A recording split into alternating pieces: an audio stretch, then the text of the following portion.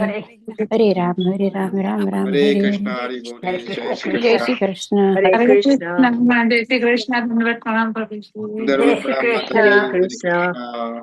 જય શ્રી કૃષ્ણ દાસ પ્રભુજી. જય શ્રી કૃષ્ણ હરે પ્રભુ માતાજી. કૃષ્ણ. હરે કૃષ્ણ. હરે કૃષ્ણ. હરે કૃષ્ણ. હરે કૃષ્ણ. જય શ્રી કૃષ્ણ ડિવોટીઝ. જય શ્રી કૃષ્ણ. હરે કૃષ્ણ પ્રભુજી. હરે કૃષ્ણ વૈશાલી બેન. જય શ્રી કૃષ્ણ. હરે કૃષ્ણ. હરે હરે કૃષ્ણ. હરે કૃષ્ણ કૃષ્ણ. પ્રભુજી, કોટી કોટી દંડવત પ્રણામ. દરેક વૈષ્ણવને હરે કૃષ્ણ. હરે કૃષ્ણ કુંજ પ્રિય માતાજી. કોટી કોટી દંડવત પ્રણામ. મારા બધાનું સ્વાગત છે આજના ભગવદ્ ગીતાના સેશનમાં. આજની શરૂઆત આપણે ફરીથી ભગવાનના શ્રી મંગલાચરણથી કરીશું. તો આજે કોને મંગલાચરણ કરવું છે? હું કરું પ્રભુજી. હા કરો પ્લીઝ. હરે કૃષ્ણ. હરે હરે કૃષ્ણ. કૃષ્ણ. શ્રી ગુરુ પ્રણામ મંત્ર. ઓમ અજ્ઞાન તિમિરાનંદસ્ય જ્ઞાનાજન શલાક્ય ચક્ષુર ઉન્મિલિતમ એન તસ્મૈ શ્રી ગુરુવે શ્રી નમઃ. ગુરુવે નમઃ. હે હે કૃષ્ણ કરુણા કૃષ્ણ સિંધુ કરુણા. દીનબંધો જગતપતે ગોપેશ ગોપિકા કાંત રાધાકાંત નમોસ્તુતે. તપ્ત કાચન ગૌરાંગી હૃદય વૃંદાવનેશ્વરી વૃષભાનુસુતે દેવી પ્રણમામી હરિપ્રિય. વાછા કલ્પતરુપસ્ય કૃપા સિંધુભય એવ ચ પતિતાનાં પાવનેભ્યો વૈષ્ણવૈભ્યો નમો નમઃ. નમો મહાવદન્યૈ કૃષ્ણ પ્રેમ પ્રદાયતે કૃષ્ણાય કૃષ્ણ ચૈતન્ય નામને ગોટ વિશે નમઃ. નમઃ ઓમ વિષ્ણુ પાદાય કૃષ્ણ પ્રસ્થાય ભૂતલે શ્રીમતે ભક્તિવેદાંત સ્વામિન ઇતિ નામિને. નમસ્તે સરસ્વતે દેવે ગૌરવાણી પ્રચારીને નિર્વિશે શૂન્યવાદી પાશ્ચાત્ય દેશ તારીને. શ્રી કૃષ્ણ ચૈતન્ય પ્રભુ નિત્યાનંદ શ્રી અદ્વૈત ગદાધર શ્રી વાસાદી ગૌર ભક્તવૃંદ. હરે કૃષ્ણ કૃષ્ણ કૃષ્ણ હરે હરે હરે રામ રામ રામ હરે હરે. હરે કૃષ્ણ કૃષ્ણ કૃષ્ણ હરે હરે હરે રામ રામ રામ હરે હરે. હરે કૃષ્ણ કૃષ્ણ કૃષ્ણ હરે હરે હરે રામ રામ રામ હરે હરે. ઓમ નમો ભગવતે વાસુદેવાય. ઓમ નમો ભગવતે વાસુદેવાય. ઓમ નમો ભગવતે વાસુદેવાય. સર્વ વૈષ્ણવ ભક્તોજન કી જય હો. શ્યામ સુંદર પ્રભુ કી જય હો. હરે કૃષ્ણ પ્રભુજી. જય શીલા પ્રભુપાદ. હરે Krishna. All devote glories to devotees અને શ્રીલ પ્રભુપાદની સદૈવ જય હો. હરે કૃષ્ણ devotees. થોડા 2-3 દિવસથી મારી તબિયત સારી નથી, શરદી થઈ ગઈ છે એટલે મારો વિડીયો ઓફ છે. એટલે don't worry, I will be okay. Snow પડે છે તો મને શરદી થઈ જાય છે. પણ એનીવેઝ શુડ બી ઓલરાઈટ. તો આપણે ભગવદ્ ગીતાના કયા શ્લોક ઉપર આવી પહોંચ્યા છીએ? 50મો શ્લોક પૂરો થયો આપણે, હવે 51. હા, 50મો શ્લોક આપણે પૂરો કર્યો અને 51મો શ્લોક છે. Yes, very good. યસ, તો આપણે 51મો શ્લોક જોઈશું અને પછી આપણે થોડું ડિસ્કશન ડિફરન્ટ રીતે કરવું છે આજે. તો જોઈએ હવે એ રીતે થાય છે કે નહીં. તો સીધા આપણે શ્લોક ઉપર જઈએ અને પછી આપણું ડિસ્કશન ને લઈશું ત્યાં. તો 51મો શ્લોક તમારા સ્ક્રીન ઉપર તમને દેખાતો હશે. ઓમ અજ્ઞાનતિમિરન્ધસ્ય જ્ઞાનાંજલશલાકયા ચક્ષુરુન્મિલિतं येन तस्मै श्री गुरुवे नमः. जगद्गुरु श्रील प्रभुपाद की जय. Bhagavad Gita as it is की जय. वैष्णवों की जय. हरे कृष्ण.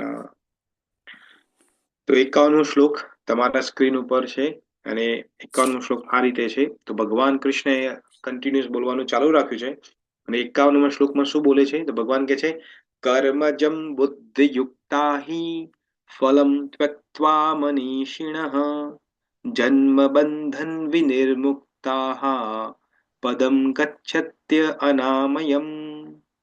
હું ફરીથી રિપીટ કરું છું. શ્લોક આ રીતે છે. કર્મ જન્મ વિનિર્મુક્તા હિ ફલમ ત્યક્ત્વા મનીષિણઃ જન્મ બંધન વિનિર્મુક્તાઃ પદમ ગચ્છત્ય અનામયમ. હવે કોઈને રિપીટ કરવું હોય તો કરી શકો છો. હરે કૃષ્ણ. હરે કૃષ્ણ શ્યામ સુંદર પ્રભુ, હું હરે કરું કૃષ્ણ. છું. હા જોઈ બેન પ્લીઝ. ઓકે. કર્મજમ બુદ્ધિયુક્તા હિ ફલમ ત્યક્ત્વા વિનિષિણઃ જન્મબંધ વિનિર્મુક્તા પદમ ગચ્છન્ત્ય નામયમ. Very good. બીજા કોઈ ડિવોટી? હું કરું પ્રભુજી. બોલો. હા, હું કરું. એક પછી એક કરો. હા, એક પછી એક. પેલા અર્પિતા માતાજી અને પછી કુંજ પ્રિય માતાજી. હા, કરો અર્પિતા માતાજી. कर्मजं बुद्धियुक्ताः हि फलं त्यक्त्वा मनीषिणः ऋषि जन्मबन्ध विनिमुक्ताः पदं गच्छन्ति अनामयम्। હા, તો અહીં હલો થોડું હજુ આપણે પ્રભુજી, હા અવાજ નહીં આવતો તમારો કોઈનો. હા અવાજ નથી આવતો મારો અવાજ ના, બધાને આજે આવે છે? અવાજ નો આવે છે. આવે છે માતાજી. તમે એક કામ કરો, તમે એને ફરીથી તમે લોગ આઉટ કરીને ફરીથી જોઈન કરો, કારણ કે બધાને અવાજ ઓકે. આવે છે. ઓકે, થેન્ક યુ સરસ્વતી માતાજી. હમ. ઓકે, તો હા, તો આ વર્ષને બરોબર તમે રિસાઇડ કર્યો અર્પિતા માતાજી, પણ થોડું હજુ કચાશ રહી જાય છે. તો એક એક શબ્દને આપણે પકડવાનો છે, આપણે દોડવાનું નથી. તો અહીંયા છે કર્મ જ ઉપર જે મીંડું છે એ મ છે, તો કર્મજમ કર્મજમ બુદ્ધિયુક્તા હિ ફલમ ત્યક્ત્વા મનીષિણ. હવે પેલા ટપકું છે એ હ છે, અને એ ટપકા પેલા જે શબ્દ છે અણ, એ અણ, એ જે અણ છે એ એન્ડિંગ શેનાથી થાય છે? અ થી થાય છે. મનીષિણ એટલે હ પણ હ એકલો હ આવશે એટલે હ. તો અહીંયા છે કર્મજમ બુદ્ધિયુક્તા હિ ફલમ ત્યક્ત્વા મનીષિણ જન્મ બંધન વિનિર્મુક્તા. હવે હા કેમ આવ્યું? કારણ કે બે ટપકા પેલા તા છે. હા, તો તા છે એટલે હનો પણ હા થઈ જશે. એટલે જન્મ બંધન વિનિર્મુક્તા પદમ ગચ્છત્યમ અનામયમ. આ જે અ જે ય જે છે એ અડધો ય છે, પણ એની ય પછી અ આવે છે એટલે આખો ય થઈ જાય છે. એટલે અહીંયા અ તમને નથી દેખાતો. આ સંધિ છે, ગુણ સંધિ થાય છે. એટલે ગચ્છત્ય અનામયમ આપણે એનું ડિસ્કશન કરીશું. Very good, yes. હવે કુંજ પ્રિય માતાજી. કર્મજં બુદ્ધિયુક્તા હિ ફલમ त्यक्त्वा मनीषिणः जन्मबन्धं विनिर्मुक्ताः पदं गच्छन्ति अनामयम्. ગચ્છન્ત્ય અનામયમ. Yes, very good, yes, very good. બીજા કોઈ ડિવોટી?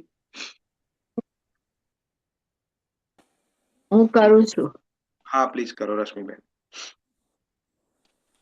કર્મજં બુદ્ધિયુક્તા હિ ફલમ વ્યક્ત્વા મનીષિણઃ જન્મબંધ વિનિમુક્તાઃ પદમ ગચ્છત્ય અનામયમ. હા, વેરી ગુડ.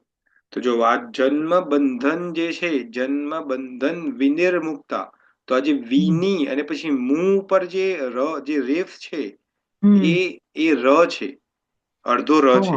તો જ્યારે પણ ભવિષ્યની અંદર પણ આ તમને થોડું સંસ્કૃતમાં આપણે તમને થોડું સમજાવું, તો ભવિષ્યની અંદર પણ આવું તમને જોવા મળે, રેફ ઉપર જોવા મળે કોઈ પણ શબ્દની, તો એ ર છે. તો કઈ રીતે વંચાશે? તો જન્મ બંધન વિની, આ વિની છે એના પછી મુ નહીં, આ વિની ર આવશે. પેલા ર આવશે ને પછી મુક્ત આવશે. ર પહેલા આવશે. હા, જો આ સંધિ આ શું છે? સંસ્કૃતની અંદર જ્યારે ર આવે છે, આ જે અડધો ર છે, આ સંધિ છે, તો ર જે આવે છે, ર પછી જો વ્યંજન આવે તો એ ઉપર જતો રહે છે, એટલે ઘૂંઘટ ઓઢી લે છે આ ર. પણ ર પછી જો સ્વર આવે, અ આ ઈ ઉ સ્વર આવે, તો ર ને સ્વર લાગી જાય છે. તો અહીંયા જો ન પછી મ છે, તો મ જે છે વ્યંજન છે. વ્યંજનનો મતલબ છે કોન્સોનન્ટ છે, તો એટલા માટે ઉપર લાગી જાય છે. તો આપણે જ્યારે હવે તમને આ જે ઉપરનો રેફ જોવા મળે, તો એ ર છે, અડધો ર છે, તો એ પહેલા આવશે. તો જન્મ બંધન વિની ર મુક્ત્વા, જન્મ બંધન વિનિર મુક્ત્વા. બરાબર, ખબર પડી ગઈ? લાસ્ટ કોઈ કરવું છે? કોઈને હું રિસાઇટેશન? બોલું, મને હા પ્લીઝ. કરવા. હા. કર્મજમ બુદ્ધિયુક્તા હિ ફલમ યસ. ત્યક્ત્વા નિષણઃ જન્મ બુદ્ધિર્વિનિર્મુક્તા પદમ ગચ્છન્ત્યાનામયમ. જન્મ બંધન, જન્મ છે પછી બંધન છે. જન્મ બંધન બંધન વિનિર્મુક્તા વિનિર્મુક્ત પદમ પદમ ગચ્છત્ય અનામયમ. અનામયમ. Yes, very good. ઓકે, હવે આપણે આ શ્લોકનો અનુવાદ અને ભાવાર્થ બંને જોઈશું. તો કોઈને અનુવાદ અને ભાવાર્થ વાંચવો છે? હા, હું વાંચું. હા વાંચો. હરે કૃષ્ણ. હરે કૃષ્ણ. ભક્તિમય અનુવાદ. ભક્તિમય સેવામાં પરોવાયેલા મહાન ભક્તો ભગવાનનું શરણ ગ્રહણ કરે છે અને આ ભૌતિક જગતમાં કર્મના ફળનો ત્યાગ કરીને પોતાની જાતને જન્મ મરણના ચક્રમાંથી મુક્ત કરે છે. આ રીતે તેઓ ભગવાનના ધામમાં પાછા જઈને સર્વ દુઃખોથી પર એવું એ પદ પામે છે. ભાવાર્થ: મુક્ત જીવાત્માઓ જ્યાં ભૌતિક દુઃખોનો અભાવ હોય છે તે સ્થાન સાથે સંકળાયેલા હોય છે. શ્રીમદ ભાગવતમ 10.14-58 કહે છે, સમાશ્રિતા યે પદ પ્લવમ મહત્પદમ પુણ્ય યશો મુરારહે ભવામ યુદ્ધિર વત્સ પદમ પરમ પદમ પદમ પદમ યદ વિપદામ ન તેષામ. જે દ્રશ્ય જગતના આશ્રય છે તથા જે મુકુંદ નામે સુવિખ્યાત છે, અર્થાત મુક્તિદાતા છે, એવા ભગવાનના ચરણ કમળ રૂપી નૌકાની જે મનુષ્ય આશ્રય પછી નથી દેખાતું આશ્રય લીધો છે, તેને માટે આ ભૌતિક જગત રૂપી ભવસાગર વાછરડાની ખરીથી પહેલા પગલામાં સમાય એટલા જળ જેવો છે. તેનું ગંતવ્ય સ્થાન પરમ પદમ છે, અર્થાત એવું સ્થાન કે જ્યાં સાંસારિક ક્લેશ સંતાપ નથી અથવા વૈકુંઠ છે, નહીં કે એવું સ્થાન જ્યાં ડગલે ને પગલે સંકટ હોય. અજ્ઞાનવશ મનુષ્ય જાણતો નથી કે આ ભૌતિક જગત એવું દુઃખમય સ્થાન છે જ્યાં દરેક પગલે સંકટ હોય છે. કેવળ અજ્ઞાનવશ અલ્પજ્ઞાની મનુષ્યો સકામ કર્મના ફળ તેમને સુખી કરશે એમ વિચારીને કર્મ કરતા રહી પરિસ્થિતિને સહન કરતા રહે છે. તેઓ જાણતા નથી કે બ્રહ્માંડમાં કોઈ પણ સ્થળે એવા પ્રકારનું કોઈ પણ શરીર નથી કે જે દુઃખ રહિત જીવન આપી શકે. આ ભૌતિક જગતમાં જન્મ, મૃત્યુ, જરા તથા વ્યાધિ નામના દુઃખો સર્વત્ર વિદ્યમાન હોય છે, પરંતુ જે મનુષ્ય ભગવાનના સનાતન સેવક તરીકેની પોતાની સાચી સ્વરૂપાવસ્થાને જાણી લે છે અને એ રીતે પુરુષોત્તમ પરમેશ્વરની સ્થિતિ સમજી લે છે, તે ભગવાનની દિવ્ય પ્રેમમય ભક્તિમાં પરોવાઈ જાય છે. પરિણામે તે વૈકુંઠ ગ્રહોમાં જવાની યોગ્યતા પ્રાપ્ત કરે છે કે જ્યાં ભૌતિક દુઃખમય જીવન નથી અને કાળ તથા મૃત્યુનો પ્રભાવ પણ નથી. પોતાની સ્વરૂપાવસ્થા જણાવી એટલે ભગવાનની અલૌકિક સ્થિતિને પણ જાણી લેવી. જે માણસ બ્રહ્મવશ એમ માને છે કે જીવાત્માની તથા ભગવાનની સ્થિતિ એક સમાન છે, તે અંધકારમાં છે એમ જાણવું અને તેથી તે પોતે ભગવાનની ભક્તિમય સેવા કરવામાં અસમર્થ નીવડે છે. તે પોતાને જ પ્રભુ માની લે છે અને એ રીતે જન્મ મરણના પુનરાવર્તનનો માર્ગ મોકળો કરી દે છે. પરંતુ જે મનુષ્ય પોતાની સ્થિતિ સેવા કરવાની છે એમ સમજીને પોતાને ભગવત સેવામાં સમર્પી દે છે, તે તરત જ વૈકુંઠ લોકમાં જવા માટે અધિકારી બને છે. ભગવાનના કાર્ય માટે થતી સેવા એ જ કર્મયોગ અથવા બુદ્ધિયોગ કહેવાય છે, અથવા સ્પષ્ટ શબ્દોમાં ભગવાનની ભક્તિમય સેવા કહેવાય છે. હરે રામ. હરે કૃષ્ણ. હરે કૃષ્ણ. Thank you Induben. હરે કૃષ્ણ. હવે આપણે આ શ્લોકને શબ્દ બાય શબ્દ સમજવાનો પ્રયત્ન કરીએ અને પછી એને ટોટાલિટીમાં જોઈશું આપણે. તો જુઓ, ભગવાન શ્રી કૃષ્ણ અહીંયા કોનું માઇક ઓન છે? ઇન્દુબેન. ઓકે. તો અહીંયા ભગવાન કૃષ્ણ શું કહે છે? તો ભગવાન કહે છે કર્મજમ. તો શું કહે છે કે કર્મજમ નો મતલબ શું થાય? કે આપણે જે કર્મો કરીએ છીએ, આપણે ગઈકાલે પણ વાત કરી હતી અને છેલ્લા ત્રણ શ્લોકોથી આપણે એક જ વાત કરી રહ્યા છે કે આપણે બધા જે કર્મો કરીએ છીએ એ કેવા કર્મો છે? સકામ કર્મ છે. સકામનો મતલબ છે કોઈ ઈચ્છા છે આપણી એને પાછળ. કર્મ કરવા માટે ઈચ્છા છે. પાણી પીવા ઉઠો છો તમે, તો પાણી પીવાની ઈચ્છા છે ને પાછળ કે મારે પાણી પીવું છે, તો જ આપણે કર્મ કરીએ. આમ બેઠા બેઠા કશું થતું ના હોય ને ચાલતા ચાલતા આપણે ફ્રીજની પાસે જઈએ અને આમ દરવાજો ખોલીને તરત પાણી લઈને પાણી પી લઈએ, એવું થોડું થાય. આપણે તરસ લાગી છે એટલા માટે પાણી પીએ છે. તો અહીંયા ભગવાન શું કહે છે? કર્મજમ, જે લોકો સકામ કર્મોથી કારણે એટલે સકામ કર્મ કરે છે અને શું કરે છે? બુદ્ધિયુક્તા. હવે આ બુદ્ધિયુક્તા છે એને એકચ્યુઅલી પાછળ મૂકવાનું છે આપણે, કારણ કે નહીં તો અહીંયા કન્ફ્યુઝ થશો. એટલે આપણે પેલા બુદ્ધિયુક્તાને બાજુમાં મૂકીએ. પેલા કર્મજ સમજી લો કે કર્મ એટલે સકામ કર્મો કરે છે. હી એટલે ખરેખર, ચોક્કસ, નક્કીપણે જે લોકો કરે છે, સકામ કર્મો કરે છે, એનો શું પ્રોબ્લેમ છે? તો જે સકામ કર્મ કરે છે એનું આગળનું પણ ભગવાને આપણે સમજાવ્યું હતું, એ આપણે હમણાં ફરીથી રિકેપ કરીશું. તો એનો એ પ્રોબ્લેમ છે. પણ અહીંયા શું કે છે? જે સકામ કર્મને છોડી દે છે, બુદ્ધિયુક્ત પૂર્ણ કરે છે. તો બુદ્ધિયુક્ત નો મતલબ શું થાય? આપણે ગઈકાલે સમજાવ્યું હતું. કોઈ કહેશે બુદ્ધિયુક્ત નો મતલબ શું થાય?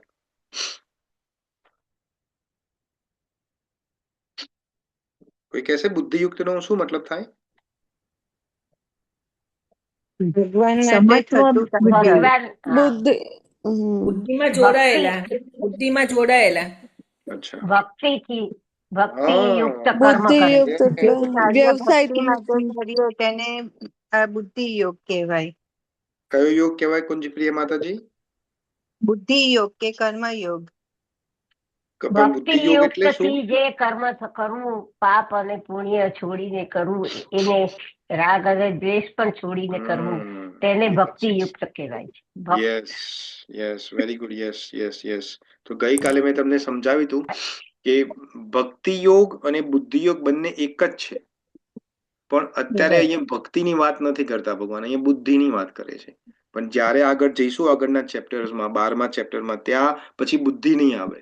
પછી ભગવાન બુદ્ધિને ભક્તિથી રિપ્લેસ કરી દેશે. તો કારણ કે આપણે સીધું ભગવાન કહે કે ભક્તિથી તું કર્મ કર, તો અર્જુનને તો ટપ્પી પડે, પણ આપણે ના પડે. આપણે કે તરત ક્યાંથી ભક્તિ થઈ જાય પ્રભુ?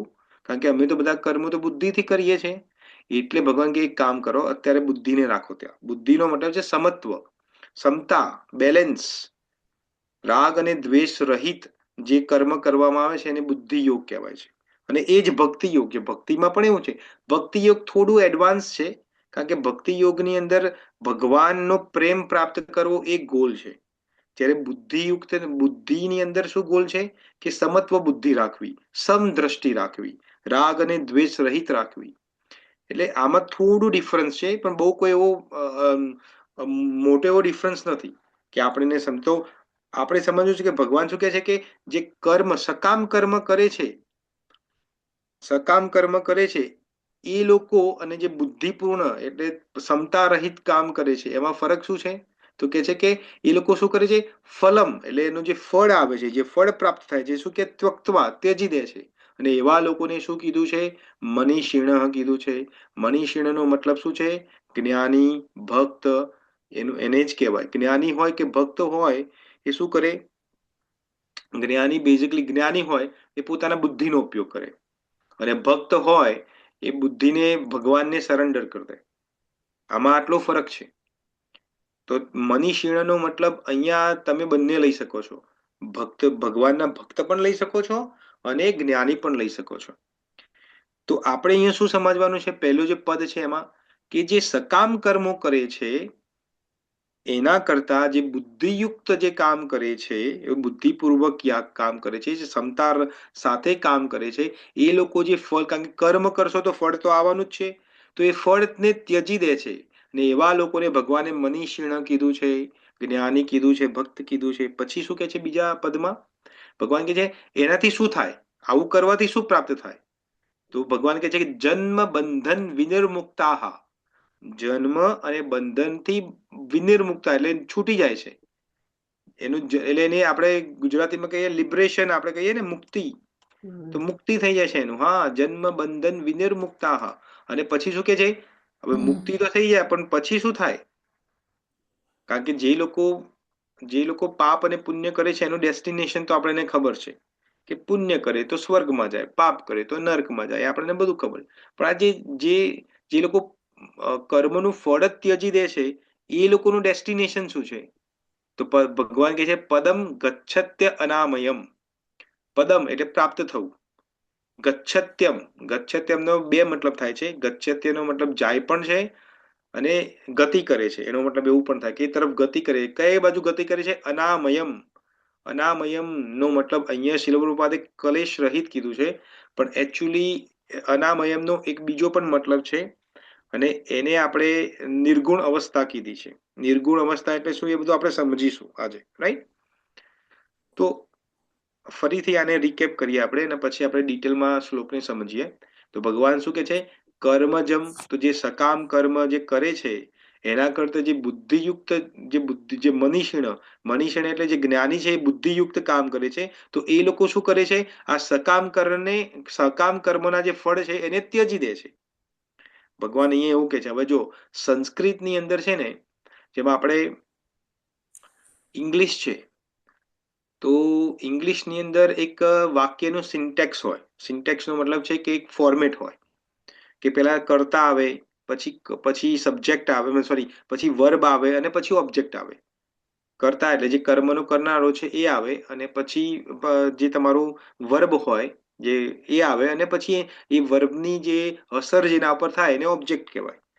પણ સંસ્કૃત એક એવી લેંગ્વેજ છે ત્યાં કોઈ સિન્ટેક્સ નથી, એટલે ક્યાંય કોઈ ફોર્મેટ નથી. તમે કર્તાને છે પાછળ પણ મૂકી શકો છો. જેમ કે આ મનીષિણ છે એ કર્તા છે, તો એને પાછળ મૂકી દીધો છે જો ભગવાને. કેમ? કારણ કે સંસ્કૃતની અંદર એક વસ્તુ છે જેને છંદ કહેવામાં આવે છે. આપણે તમે બધાએ સાંભળ્યું હશે અનુષ્ટુપ છંદ, રાઈટ? સાંભળ્યું છે અનુષ્ટુપ છંદ? હા. તો ભગવાન આ મોટા ભાગના જે શ્લોક બોલ્યા છે ભગવદ્ ગીતામાં એ બધા અનુષ્ટુપ છંદમાં છે. તો એ અનુષ્ટુપ છંદના કારણે ભગવાને એ રીતે વાત કરી છે. એટલે અમુક વખતે આપણે વર્ડ બાય વર્ડ લિટરલી જઈએ ને તો એનો મતલબ ના ખબર પડે. અહીંયા જો તમે વર્ડ બાય વર્ડ જશો કે કર્મજ એટલે સકામ કર્મવાળા, બુદ્ધિયુક્તા હૈ, તો બુદ્ધિયુક્તા એટલે જે ભક્તિમય સેવામાં ડૂબેલા છે, હી એટલે ખરેખર, ફલમ એટલે ફળો, ત્યજી દે છે, મનીષિણ એ છે જ્ઞાની કે સાધુ. હવે આ ખબર જ નથી પડતું કે આ શું કહેવા માંગે છે. એટલે કારણ કે ભગવાન અનુષ્ટુપ છંદમાં ગાયેલું છે એટલે એને ગીતા કહે છે. ગીતાનો મતલબ છે ગાવું. ભગવાને ગાયેલું છે અનુષ્ટુપ છંદમાં, એટલા માટે. એટલે આપણે અહીંયા કન્ફ્યુઝ નથી થવાનું. એટલા માટે તમને હું શબ્દ બાય શબ્દ એનો મતલબ સમજાવી રહ્યો છું. ઓકે? હવે તો અહીંયા તમે સો ફાર અહીંયા કોઈનો કોઈ ક્વેશ્ચન છે આટલામાં? નથી. ઓકે, તો હવે આપણે સમજીએ આ શ્લોકને.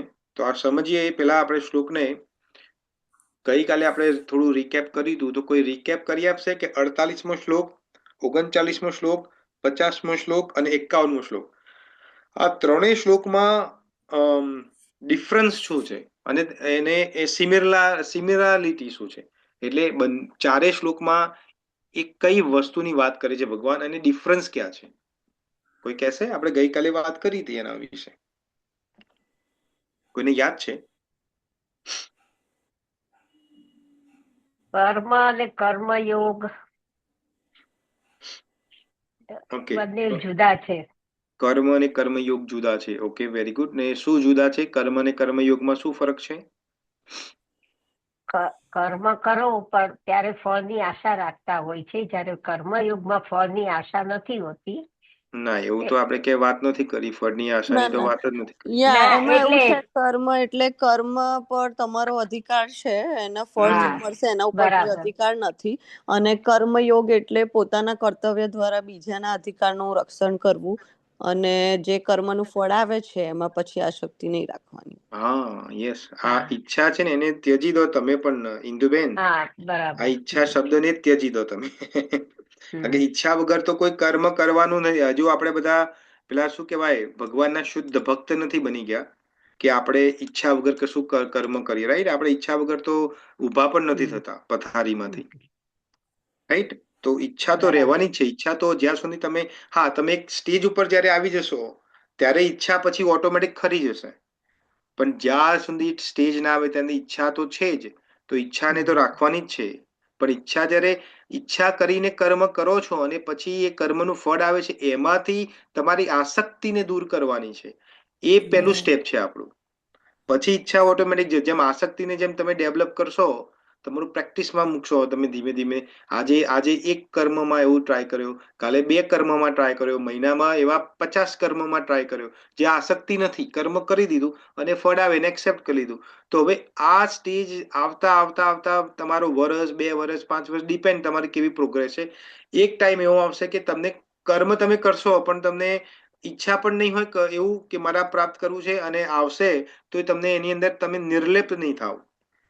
તો એ એડવાન્સ સ્ટેજ છે. એટલે અત્યારે આપણે એડવાન્સ સ્ટેજની વાત નથી કરી. એટલા માટે હું આ જે ઈચ્છા શબ્દ છે એને એટલા માટે હું ભાર દઈને વારંવાર કહું છું કે એ છો આપણે બીજા બધી ભગવદ્ ગીતાઓમાં એનો અનુવાદ એ રીતે કર્યો છે કે ઈચ્છા નહીં રાખવાની, પણ ઈચ્છા વગર તો કોઈ કશું નથી કરતું ભાઈ, રાઈટ? સમજ્યા? એટલે આ ડિફરન્સ છે. Very good. પછી બીજો કોઈ ડિફરન્સ, કોઈ વાત કરી હતી આપણે, બીજા કોઈ ડિફરન્સ નહીં સમજ્યા હતા આપણે? આ રિપીટેશન એટલે કરવાનું છે કે આ બધા જે શ્લોકો છે બહુ ઇમ્પોર્ટન્ટ છે, આપણા મગજમાં ઘૂસવા જોઈએ. આ ઘૂસી જશે ને તમારા મગજમાં તો પછી તમને જ્યારે તમારા સામે એ બધી સિચ્યુએશન ઊભી થશે તો એ ટાઈમમાં પછી તમારે ભગવદ્ ગીતા ઓપન કરીને વાંચવી નહીં પડે કે આ ભગવાને શું વાત, કારણ કે તમને મગજમાં ઘૂસી ગયું છે આ. એટલા માટે આપણે વારંવાર રિપીટેશન કરીએ છીએ, રાઈટ? હા, તો ત્યાં બીજું પણ એક હતું કે આપણે જે પણ કરીએ છીએ એને કૃષ્ણ સાથે કનેક્શન કરીને કરવાનું. એને હા પણ એને યોગ કહેવાય છે. તો હા કર્મયોગ અને પછી અ, કર્મ કૌશલ્ય જુદું છે, રાઈટ? હમ હમ. કર્મ કૌશલની વાત ભગવાને 50મા શ્લોકમાં કરી છે. એ શું વાત કરી હતી આપણે, યાદ છે કોઈને? હા, કર્મ પાપ અને કૌશલ્ય એટલે પ્રાપ્ત. પાપ અને પુણ્ય છોડીને ભગવાન માટે કામ કરવાનું. હા, yes, very good, yes, excellent. Okay okay, very good, yes. તો જુઓ, 48મો જે શ્લોક જે છે, 47 શ્લોક તો કર્મ વિશે વાત કરે છે, એ તો ક્લિયર છે આપણે બધાને. 48મો શ્લોક છે ત્યાં ભગવાન કે છે યોગ, શું વાત કરે છે કે કુરુ કર્માણી સમત્વમ યોગ ઉચ્ચિતે. તો ભગવાન કે છે કે યોગની પરિભાષા આપે છે કે યોગ એટલે શું. તો ભગવાન કે છે યોગ, કોને યોગ કહેવાય? કે ભગવાનની સાથે કનેક્શન થાય. તો ભગવાનની સાથે કઈ રીતે કનેક્શન થાય? જ્યારે ક્ષમતા હોય ત્યારે. યોગનો એક મતલબ થાય ક્ષમતા. ક્ષમતા. ક્ષમતા શાની અંદર રાખવાની છે? તો ભગવાન આગળ વાત કરે છે કે ભગવાન શાની અંદર ક્ષમતા રાખવાની છે? દૂરેણ યવરમ કર્મ બુદ્ધિ યોગાદ ધનંજય, એ 49 શ્લોક છે. હા, ભગવાન અહીંયા કે છે કે યોગસ્થ કુરુ કર્માણી સંગમ ત્યક્ત્વા ધનંજય સિદ્ધય અસિદ્ધયોહો. એટલે સિદ્ધિનો મતલબ છે સક્સેસ અને અસિદ્ધિનો મતલબ છે ફેલિયર. તો સક્સેસ કે થાય કે ફેલિયર થાય એમાં ક્ષમતા રાખવાની છે તારે. તો 48મો જો શ્લોક છે એને ક્ષમતાનો શ્લોક કહેવાય છે, ઇકોનોમિટી. એ ક્ષમતાનો શ્લોક છે. ભગવાન ત્યાં ક્ષમતા સમજાવે છે. કર્મ સમજાવ્યા પછી કર્મ યોગ સમજાવે છે, યોગ છે એ રહ્યો. પછી 39મા શ્લોકમાં ભગવાન શું કહે છે? દૂરેણ યવરમ કર્મ બુદ્ધિ યોગાદ ધનંજય. હવે ભગવાન કે છે જો તે કર્મ સમજી લીધું, કર્મ યોગ સમજી લીધો, હવે કર્મ યોગ થી ઉપર ચડવાનું છે ને એ શું છે? બુદ્ધિ યોગ. તો બુદ્ધિ યોગ શું છે? ક્ષમતા વાળી બુદ્ધિ. ના, ક્ષમતા વાળી બુદ્ધિ તો છે પણ એનાથી થોડું આગળ છે કે હવે એ જે સરેન્ડર ટુ કૃષ્ણ કોન્શિયસનેસ. કેમ? કારણ કે જે તમે કર્મ અવરમ કર્મ, જે ઇન્ફિરિયર કર્મ જે છે, ઇન્ફિરિયર કર્મ કોને કીધું હતું આપણે? અવરમ નિંદનીય કર્મ કોને કીધું હતું? નિંદનીય સકામ કર્મ. હા, સકામ કર્મ, યસ. તો સકામ કર્મથી તમે અમુક વખત એવું આપણે થાય કે ચલો મેં આ કોઈ કર્મ કર્યું, કર્મનું ફળ આવ્યું, પણ શ્યામ સુંદર પ્રભુ તો એવું સમજાવ્યું હતું કે આ કર્મના ફળને ક્ષમતા રહિત એટલે ક્ષમતાથી એને એક્સેપ્ટ કરવાનું છે જે આવે. પણ આ એક્સેપ્ટ કરીને મૂકું ક્યાં હું આ ફળને? શું કરું આ ફળને? તો તો એ 39મા શ્લોકમાં સમજાવે છે ભગવાન કે ત્યાં હવે તારે બુદ્ધિપૂર્ણ એ બુદ્ધિનો સહારો લઈને એ મને સમર્પિત કરવાનું છે. હજુ જુઓ, આપણે 51 શ્લોક સુધી પહોંચી ગયા છે, પણ ભગવાને જો પોતાની આઈડેન્ટિટી રિવીલ નથી કરી. આગળના શ્લોકમાં કરશે, ત્યાં ભગવાન પોતાના વિશે વાત કરશે. He will talk about. આ તો બધું ઇનડાયરેક્ટ, પેલું આપણે ઇંગ્લિશમાં બે વોઇસ આવે છે, એક્ટિવ વોઇસ ને પેસિવ વોઇસ, ડાયરેક્ટ સ્પીચ ને ઇનડાયરેક્ટ સ્પીચ. તો અત્યારે ભગવાન જે છે એ ઇનડાયરેક્ટ સ્પીચમાં બધું કહે છે. અહીંયા આપણે સમજીશું કઈ રીતે, પણ આગળનો એક શ્લોક આવશે ત્યાં ભગવાન ડાયરેક્ટલી પોતાની જાતને રિફર કરે છે કે આ હું મારી વાત કરું છું, આ જે પણ વાત કરું છું હું મારી વાત કરું છું. તું એવું ના સમજે કે હું કોઈ બીજી ત્રીજા વ્યક્તિની વાત કરું છું. રાઈટ? તો અહીંયા ભગવાન શું કે છે? 39મા શ્લોકમાં ભગવાન કે છે કે તારે અવરમ કર્મ એટલે તારે સકામ કર્મથી દૂર રહીને પોતાની બુદ્ધિ યુઝ કરવાની છે. કેમ? કારણ કે કર્મનું ફળ તો આવ્યું. હવે ફળ તો આવ્યું તો તમારી જોડે ચોઈસ નથી કે હું આ ફળને એક્સેપ્ટ કરું કે ના એક્સેપ્ટ કરું. માન લો કે કોઈ ફેલિયર આવ્યું તમારા લાઈફમાં, કોઈ ફેલિયર આવ્યું નો મતલબ કે પૈસા ઇન્વેસ્ટ કર્યા તમે અને પૈસા તમારા લોસ ગયા, તો એ લોસ તો તમારો ગયો છે ને. પછી તમે કે ના ના ના મારો લોસ નથી, ભાઈ તમારો જ લોસ છે, પણ એને બુદ્ધિયુક્ત એને એક્સેપ્ટ કરવાનું છે કે ભાઈ આ લોસ થયો છે તો કૃષ્ણની ઈચ્છા છે. It's okay, no problem. અમુક લોકો લોસ આવે તો રોવાનું ચાલુ પડી જાય ને અમુક દિવસ ખાય નહીં ને લોકો જોડે વાત ના કરે ને ઘરમાં ધમાલ ધમાલ કરાવી મૂકે. રાઈટ? આવું તો જોયું છે તમે બધું.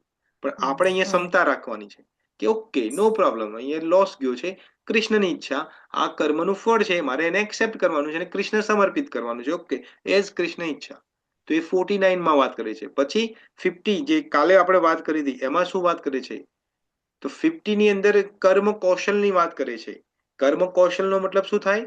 યોગ કર્મ શું કૌશલમ, કે કર્મની અંદર બે આપણે કાલે વાત કરી હતી. એક તો કર્મની અંદર કુશળતા, જે ચોરની વાત કરી હતી આપણે ગઈકાલે, યાદ છે?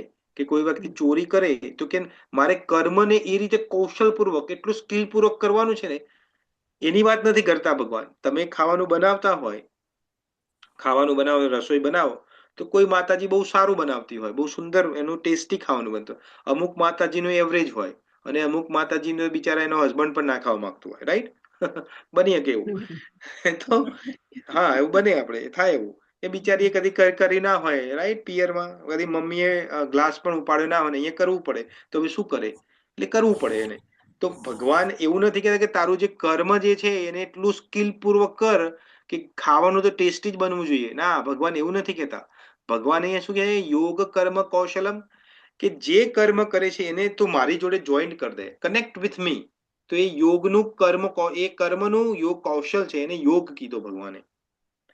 તો શું કીધું? તમે ખાવાનું બનાવો છો, સારું ખાવાનું બનાવો છો, એવરેજ બનાવો છો કે નથી સારું બનાવતા, પણ પહેલા તમે બનાવીને, પહેલા એવું નહીં કે આપણે બનાવતા બધા દાળને આમ ચાખીએ, આપણે હાથમાં મૂકીને ખાટી બની છે, ગળી બની, રાઈટ? આ બધું કરતા હોય છે તમે, આ બધું પ્રેક્ટિસ હોય છે બધાની.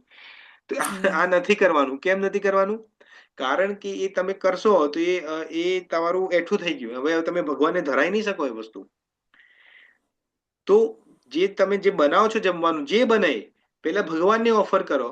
ભગવાનને પત્રમ પુષ્પમ ફલમ તોયમ, તુલસી પત્ર સાથે ઓફર કરો અને એ જ ખાવાનું પછી તમે જે બનાવ્યું છે એમાં મિક્સ કરી દો અને પછી બધાને આપો. તો એ કર્મનું કૌશલ છે, કારણ કે અહીંયા કૃષ્ણને તમે જોઈન કરી દીધા છે. રાઈટ? સમજણમાં આવ્યું? તો આ 3 શ્લોકમાં આ ડિફરન્સ છે. આ બધું સમજાવે છે. હવે આપણે આજનો શ્લોક સમજવાના છે, 51મો શ્લોક. ત્યાં ભગવાન શું કહે છે એ સમજીએ આપણે. તો અહીંયા ભગવાન શું કહે છે? જે ગુજરાતી આપણે ટ્રાન્સલેશન જોઈએ છે સ્ક્રીન ઉપર, તો એ કહે છે કે ભક્તિમય સેવામાં પરોવેલા મહાન ભક્તો ભગવાનનું શરણ ગ્રહણ કરે છે અને આ ભૌતિક જગતમાં કર્મ ફળનો ત્યાગ કરીને પોતાની જાતને જન્મ મૃત્યુના ચક્કરમાંથી દૂર કરે છે. તો એ કઈ રીતે થાય? જન્મ મૃત્યુનું ચક્કર તો આપણે બધાને પણ નીકળવું છે, પણ કઈ રીતે થાય? તો એ પહેલા આપણે સમજીએ આ જન્મ મૃત્યુનું ચક્કર પ્રોબ્લેમ શું છે? What is the main problem with જન્મ અને મૃત્યુ? કોઈ કહેશે? જન્મ અને મૃત્યુની પ્રોબ્લેમ બહુ પેનફુલ છે બેઉ આમ. હા, જે પેનફુલ. કર્મ કર્યું હોય એનું તમને ફળ બીજા ગમે ત્યારે મળતું હોય છે, ત્યારે જ મળે એવું નહીં. હા હા, ઓકે. પછી બીજું એટલે ફળનો ત્યાગ કરીને ભગવાન સાથે જે સેવા કરો એને ભગવાન સાથે રાખીને કરો તમે. એટલે તમારા કર્મ ફળ તમારે ભોગવવા તો પડે જ, પણ એને તમે ફરીથી સામે આવે તો તમે એમાં આનાકાની કર્યા વગર એને સમજી લો અને માફી આપો તો તમારું એ કર્મ ફળ નું બંધન છૂટી જાય છે, એટલે તમને એ લાગતું નથી. ઓકે. બીજા કોઈ ડિવોટી?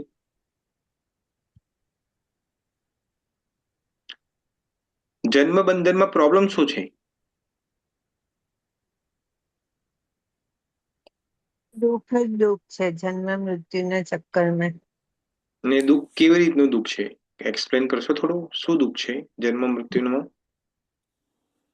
રાગ અને સકામ દ્વેષ. ઈચ્છા ના, 2 મિનિટ ઇન્દિરાબેન, 1 સેકન્ડ.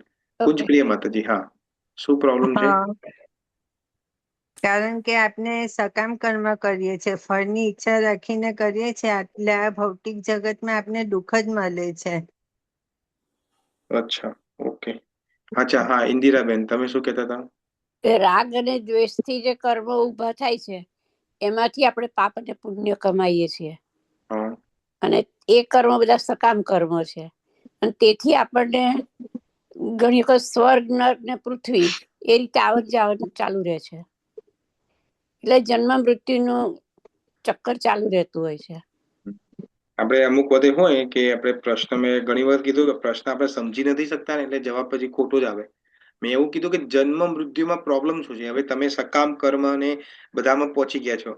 મેઇન પ્રોબ્લેમ તો જન્મ કર્મનો એ છે કે જન્મ મૃત્યુનો પ્રોબ્લેમ છે કે ઓલ્ડ એજ અને ડિસીઝ પણ આવે છે. કોઈને અહીંયા કોઈ એવું છે જેને ઓલ્ડ એજ જોઈએ છે, ઘરડાપણું જોઈએ છે અહીંયા કોઈને?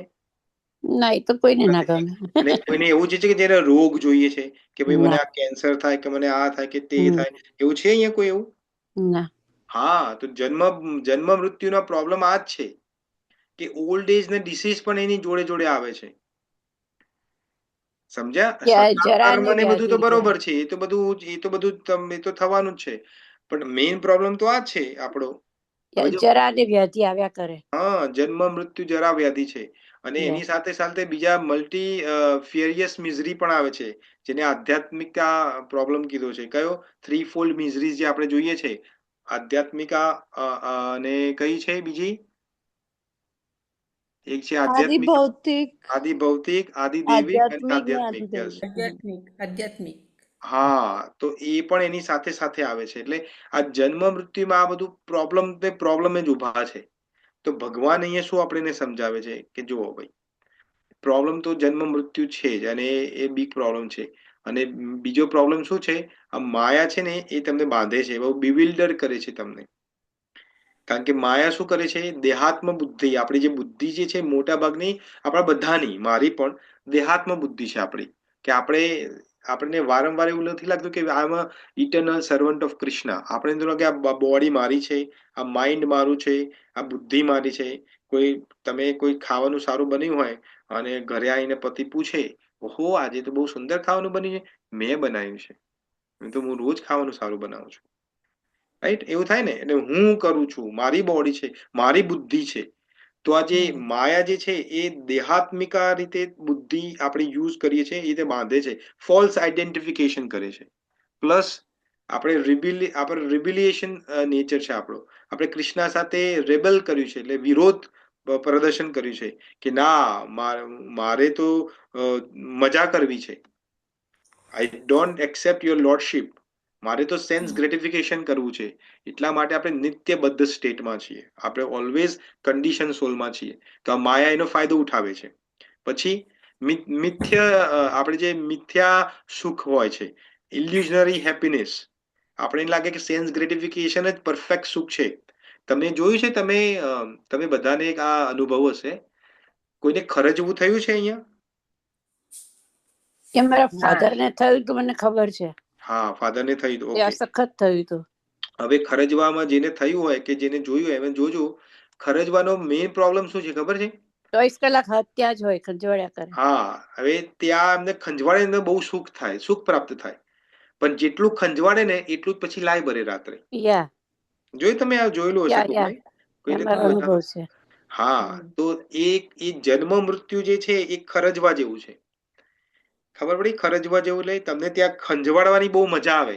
જ્યારે તમે ખંજવાળો ખરજવાનું તો તમને એવો આનંદ પ્રાપ્ત થાય ને, યા યા હા હા હા. પણ પછી જ્યારે એ તમે કરી લો પછી આખી રાત ચચરે એ રહ્યું, આખી રાત બળ કરે, રાઈટ? તો જન્મ મૃત્યુમાં આ જ પ્રોબ્લેમ છે. આપણે જન્મ લઈએ છીએ પછી આપણે આપણી સેન્સ ગ્રેટિફિકેશન માટે, ઇન્દ્રિય તૃપ્તિઓ માટે આપણે જે પણ કાર્યો કરે છે એ આપણને થોડું સુખ આપે છે, પણ મોટા ભાગનું તો દુઃખ જ હોય છે. જે વસ્તુમાં તમને સુખ દેખાય છે એ જ વસ્તુ કે એ જ સંબંધ તમને ત્યાંથી દુઃખ આપે છે. તમે તમારી લાઈફમાં જુઓ, તમે એવું કોઈ પણ સંબંધ નથી, એવો કોઈ પણ પદાર્થ નથી જે તમને સુખ આપે પરમેનન્ટલી. છે એવું કોઈ અહીંયા કોઈ કહી શકે કે ના ના અમારે તો જુદો અનુભવ છે? ના ના ના થાય. ના છે ને? હા. અને આ બધું શનાથી થાય છે? 3 મોડ્સ ઓફ મટીરિયલ નેચર, સતો, રજો ને તમો ગુણથી આપણે બંધાયેલા છીએ. તો જો કેટલો બધો પ્રોબ્લેમ છે જન્મ મૃત્યુમાં, કેટલા બધા પ્રોબ્લેમ છે. અને બીજો એક મોટો પ્રોબ્લેમ છે કે આપણે આપણો જે સોર્સ જે છે કૃષ્ણ, એને આપણે ભૂલી ગયા છે, ભૂલી જઈએ છીએ. આપણે જીવા એઝ અ ફર્ગેટ થઈ જઈએ કે આપણી ઓરિજિનલ પોઝિશન કઈ છે. જેમ કે કોઈ મંત્રી હોય, માની લો કે કોઈ મંત્રી હોય એના જોડે અનલિમિટેડ પાવર હોય, રાઈટ? મંત્રી સાથે પણ એને કોઈ ખરાબ કર્મ કર્યું, એટલે ખરાબ કર્મ એટલે કોઈ court, law of nature, law of કોર્ટની અંદર એને સજા થઈ અને હવે એને જ હવે જવાનું થયું જેલની અંદર. તો જોયું તમે એને કેટલું મિસ કર્યું, એનો પાવર હવે જતો રહ્યો. હવે હી લોસ્ટ હિઝ પાવર. હવે જેલમાં એક નોર્મલ કેદીની જેમ રહેવું પડે. એને રહેવું પડે કે ના રહેવું પડે? યા યા રહેવું પડે. તો આપણે લોકો જુઓ, આપણે લોકો માતાના 9 મહિના ગર્ભમાં રહીએ છીએ. હવે અત્યારે એ આપણું યાદ ના આવે, પણ માન લો અત્યારે જે આપણી સેન્સીસ જે આવી છે આપણે એને કંઈક તમે ચલો 9 મહિના નહીં, 1 અઠવાડિયું માતાના ગર્ભમાં રહો, રહી શકાય આપણાથી? ના જવાય. હા, ના જ. કારણ કે આપણને હવે ખબર પડે છે કે કેટલું પેઇનફુલ છે એની અંદર. યા હા, તો પણ આપણે આ બધામાં મજા છે. આપણે આ બધું કરવું છે. આપણે ફરીથી વારંવાર આપણે અહીંયા ધરતી ઉપર મજા કરવા પાછા આવીએ છીએ, રાઈટ? યા ખબર પડી? તો અહીંયા ભગવાન કૃષ્ણ શું, તો એનું કનેક્શન અહીંયા શું છે? તો જુઓ, ભગવાન કૃષ્ણ એ સમજાવે છે કે જન્મ બંધનથી મુક્ત કોણ થાય છે? જે મનીષીણ છે. આ મનીષીણ કઈ રીતે બનાય? તમે કઈ રીતે મનીષીણ બનાવો?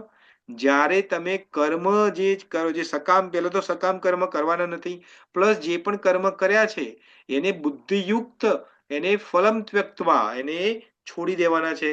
એનું ફળ જે આવે છે એને એક્સેપ્ટ કરવાનું છે, જે આવે. અને એ ફળ આવ્યા પછી સીધું કૃષ્ણને ઓફર કરવાનું છે.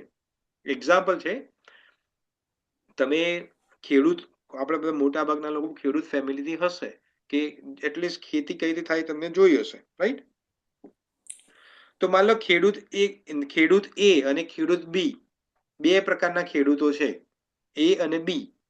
તો એ પ્રકારનો ખેડૂત છે એ એવું વિચારે કે મારે છે ને મારે આ બીજ વાવા છે. મતલબ કે કોઈની ખેતી કરતા હોય, ચોખાની ખેતી કરતા હોય, એક્ઝામ્પલ, રાઈટ? તો કે મારે એવા બીજ વાવા છે કે મારે આટલા ટન ચોખા ઉત્પન્ન થાય, અને એ પ્રમાણે બીજ નાખતો હોય. રહ્યો જ્યારે બીજ નાખતો હોય ખેતી ખેતરમાં, એ રીતે.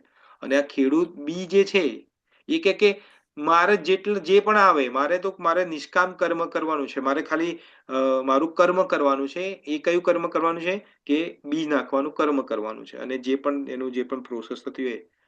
હવે આ બંનેમાં જે કર્મ કર્યું, આ બંને એ અને બી એ કર્મ કર્યું, તો આ જે બી વાળો જે કર્મ કરી રહ્યો છે, નિષ્કામ કર્મ, કે એને પાછળ એવું નથી કે મારા આટલા ક્વિન્ટલ ટન આટલા ચોખા થવા જોઈએ, રાઈટ? એવું કોઈ ભાવ નથી. જે કૃષ્ણ જે આપે, તો એ જે બીજ નાખે છે એ બીજ થી ચોખા થશે કે નહીં થાય? ચોખા ઉત્પન્ન હશે. થાય કે ના થાય જ થાય? ને, થાય જ ને, થાય થાય? થશે યાર, પણ એની ઈચ્છા થશે પ્રમાણે ખરા. નહીં થાય. થાય. 2 મિનિટ. થાય. Okay okay. અહીંયા કોઈ એવું છે જે કે છે નહીં, ના ઉત્પન્ન ના બી વાળાને તો નહીં થાય, કારણ કે એ તો એની કોઈ ઈચ્છા નથી કરી એને. આ ખરા, પણ કેટલું થાય એ એને નથી ધ્યાન, ખબર નથી. અચ્છા, નથી ખબર. ઓકે. તો એનો ફાયદો અને ગેરફાયદો શું છે? એમાં આસક્ત નથી, એમાં એ એને ફળ સ્વીકારી લેવું જોઈએ. પેલું સકામ કર્મ છે, પહેલું એ છે તે સકામ છે. હા, અને બીજું છે એ રહ્યું યોગ વાળું નિષ્કામ, કર્મયોગ. નિષ્કામ. એ કર્મયોગ કર્મ એ બુદ્ધિપૂર્ણ હા એ ભગવાન સકામ ઉપર આધાર રાખે છે. બુદ્ધિપૂર્ણ ભગવાન કર્મ ઉપર યોગ. આધાર રાખે છે કે મેં બીજ નાખ્યા, હવે હા ભગવાન એને જેટલા ઉગાડે તેટલા મને ગમશે. હા, તો એ એક્સેપ્ટ કરી લેશે એનો મતલબ, એને રાઈટ? સ્વીકારી લે છે. યા હા, તો હવે માની લો કે આ બંને બી નાખ્યા અને ના કરે નારાયણ, અનાવૃષ્ટિ કે બધું ગમે તે થયું, રાઈટ? વરસાદ બધો પડી ગયો કે વોટ એવર, કે ના પડ્યો ઇનફ વરસાદ, તો એમાં દુઃખી કોણ થશે? પહેલો વાળો કે બીજો વાળો? પેલા બી વાળો બી પેલા દુઃખી વાળો. થશે. ના નહીં, પેલા વાળો બી દુઃખી દુઃખી થશે. થશે. અરે બી કોણ કે છે? હું કઉ છું ઇન્દિરાબેન, આ બી વાળો દુઃખી થશે બધું? ના, પહેલા વાળો, એ વાળો. ના, ઉભા આ ઇન્દિરાબેન નો જુદો ના, જવાબ. બી વાળો દુઃખી ને એ વાળો દુઃખી થાય. હા, અહીંયા એવા કોઈ છે જે કે છે કે બી વાળો દુઃખી થશે? ના, ના, ના, ના, કર્મ એને તો ભગવાન નો આધાર હતો ને અહીંયા. હા, એમાં તો એને જોયું હવે. ઈચ્છા રાખી જ હા, નથી, એમાં હા, એની ના, આસક્તિ નથી, એટલે આસક્તિ નથી રાખી. હા, તો એને આસક્તિ છે એના કર્મમાં. સકામ કર્મને ત્યજી દીધું એને. હા, તો જોયું હવે, બંને કર્મ તો એક જ કર્યું છે, રાઈટ? બંને બાજુમાં ખેતર છે, બંને એક જ જેવું કર્મ કર્યું છે.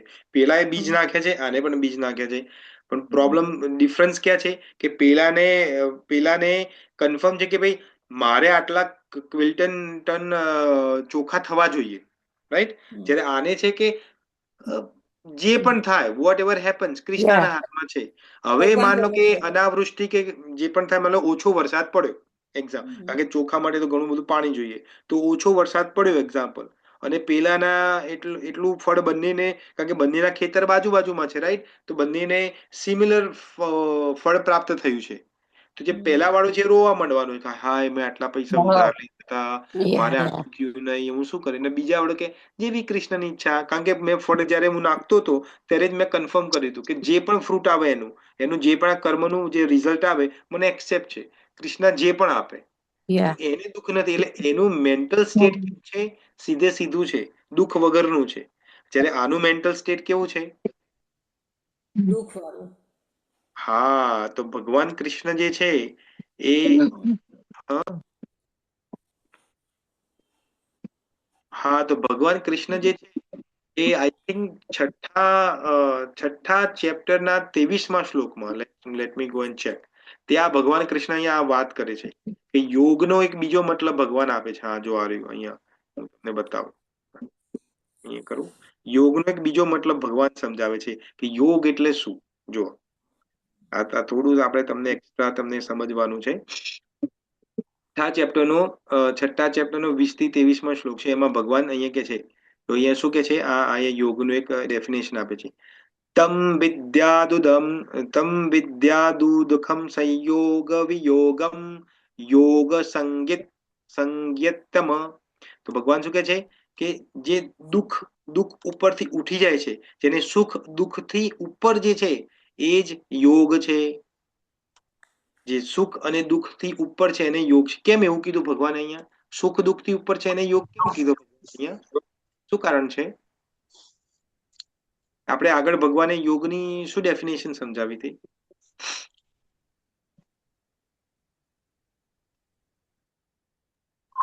કોઈ નહીં? યોગ બંનેમાં એટલે સમતા છે, સંયોજન, સુખ અને દુઃખ બંનેમાં સમતા છે. યુનિયન. હા, યસ, સુખ અને દુઃખમાં બંને યુનિયન તો બરોબર. એકલું ખાલી યુનિયન પકડી ના રાખો. યુનિયન પકડી રાખશો તો મેર નહીં પડે. એને ક્ષમતા. આગળ સમજવાનું છે. ક્ષમતા. કનેક્શન વિથ સુપ્રીમ લોર્ડ હા, કૃષ્ણ. જીવ અને જીવ જે છે તે પરમાત્માની હમ સંયોગ થાય, પણ એનો શું હા મતલબ? આપણે કોઈ કે તમે કાલ ઉઠીને કોઈને સમજાવો, તમારા પરિવારમાં તમે સમજાવો કે ભાઈ જોજો, તમે લોકો બધા યોગ સમજો છો ને, એ નથી. યોગનો મતલબ છે યુનિયન. એટલે બધા બેસીને પૂછે, અચ્છા યુનિયન? શાનું યુનિયન? એટલે કે યુનિયન એટલે જીવ અને પરમાત્માનું યુનિયન. એટલે આગળ ક્વેશ્ચન પૂછે, પણ એનો મતલબ શું? એ નહીં ખબર. હા, આટલું જ અમે શીખ્યા હતા. અરે આગળ સમજવાનું છે, જીવ અને પરમાત્માનું યુનિયન ક્યારે થશે? જ્યારે બુદ્ધિ તમારી સમત્વ થઈ જશે, સુખ દુઃખ ઉપરથી ઉપર થઈ યા જશે. જોયું હતું ને આપણે, માત્રા સ્પર્શાસ્તુ કૌંતેય કંતેય શીતોષ્ણ સુખ શીતોષ્ણ દુઃખના યા આગમા અપાયનો નિત્યાસ્તામ તિતિક્ષા ભારત. સુખ અને સુખ દુઃખમાં અને સમાન. દુઃખ, સુખ અને દુઃખ ઉપર, એને તો સમત્વ બુદ્ધિ કહેવાય છે. સમત્વ બુદ્ધિ. તમે આપણે હમણાં એક્ઝામ્પલ તમને ખેડૂત એ અને ખેડૂત બી નું કેમ આપ્યું તમને? જે ખેડૂત બી હતો એ સમત્વ બુદ્ધિ વાળો હતો, એને દુઃખ નહીં થાય. કેમ? કારણ કે એને પહેલેથી જ એને ખબર છે કે ભાઈ હું કર્મ કરું છું, એમ જ મારો કંટ્રોલ છે. જો આને બધું અહીંયા વાપર્યું છે. જો આ બધા જેટલા શ્લોક આપણે શીખ્યા બધા અપ્લાય અહીંયા કરે છે. કર્મણ્યવાધિકારસ્તે મા ફલેષુ કદાચન મા કર્મ ફલ હેતુર્ભૂ મા તે સંગોસ્ત્વા કર્મણિ. મારો કર્મમાં અધિકાર છે, એટલે મારો કર્મમાં ચોઈસ છે, મારો કંટ્રોલ કર્મમાં છે. આ બીજ નાખવું એ મારો કંટ્રોલ છે, બીજને ઇનફ પાણી આપવું એ મારા કંટ્રોલમાં છે. મારા કંટ્રોલમાં શું નથી? સૂર્યનારાયણ આવશે, સૂર્યનારાયણ ઇનફ એને તડકો આપશે કે નહીં એ મારા કંટ્રોલમાં નથી. ઇનફ વરસાદ પડશે કે નહીં એ મારા કંટ્રોલમાં નથી. આપણે થોડું નક્કી કરી શકીએ કે આટલો જ વરસાદ પડવો જોઈએ, આટલું જ તાપ પડવો જોઈએ, એવું છે આપણા હાથમાં? છે એવું કશું? હા. તો જયારે એ તમારામાં જે માઇન્ડસેટ તમારું ડેવલપ થાય તો એને કહેવાય યોગ. કેમ કે જયારે એ બધું થશે તે કર્મનું ફળ તમને ટચ નહીં કરે, અને જયારે કર્મનું ફળ ટચ નહીં કરે તો રાગ અને દ્વેષ તો આવવાના જ નથી. તો ધીમે ધીમે તમે કર્મનું બંધનના પ્રોસેસમાંથી ઝીરો થતા જશો. અને જયારે કર્મ જ નહીં રહે તો શું થશે? હવે એક બહુ સુપર એનોલોજી તમને આપું તો તમને બહુ સમજણમાં આવશે. જો તમે અમુક વખતે છે ને આપણે ભગવાન, આપણે તમે કીધું છે, આપણે સમજાવ્યું છે કે ભગવાન જે છે ને એ તમે જયારે ભક્તિ કરો તે પૂર્વ જન્મના કર્મોને નષ્ટ કરી દે છે. રાઈટ? તમે સાંભળ્યું છે આ બધું? નથી સાંભળ્યું? નથી સાંભળ્યું કોઈ? છે આ ભક્તિ કરીએ તો આપણે કર્મ પેન્ટિંગ ને બધું કરીએ છીએ. હા. તો પણ કદી તમે એવું સાંભળ્યું છે કે તમારે જે પ્રારબ્ધ જે લઈને આવે છે એને ભગવાન કેમ નથી નષ્ટ કરતા? પ્રારબ્ધ એટલે જે આ જિંદગીમાં જે આપણે સુખ દુઃખ ભોગવાનું છે, જે આપણે કર્મનું ફળ છે, એને કેમ નથી નષ્ટ કરતા?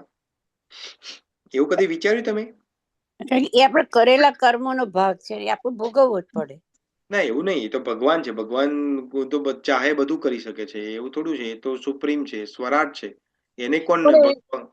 એવું સાંભળ્યું છે કે પ્રારબ્ધ પણ બદલી શકે. જો તમે ચેન્ટિંગ કરો, બરાબર જપ કરો તો પ્રારબ્ધ પણ બદલાય છે. હા, ઓકે, બરાબર છે. પણ ભગવાન એને બદલાવવું અને નષ્ટ કરવું એમાં ફરક છે. તો કેમ એ નષ્ટ કેમ નથી કરતા ભગવાન? એના હાથમાં નથી. નહીં, એવું નથી. એ કોને કીધું? વિધિના લેખ એવું કે છે ને, વિધિના લેખ.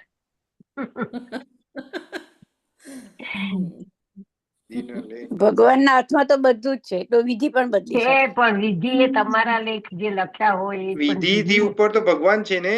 વિધિને પણ બદલી શકે ભગવાન. ભગવાન ચાહે બધું કરી શકે, એમાં વિધિને શું હોય? વિધિ કશું ના કરી શકે. તો માણસ થોડું અભિમાનમાં આવી જાય.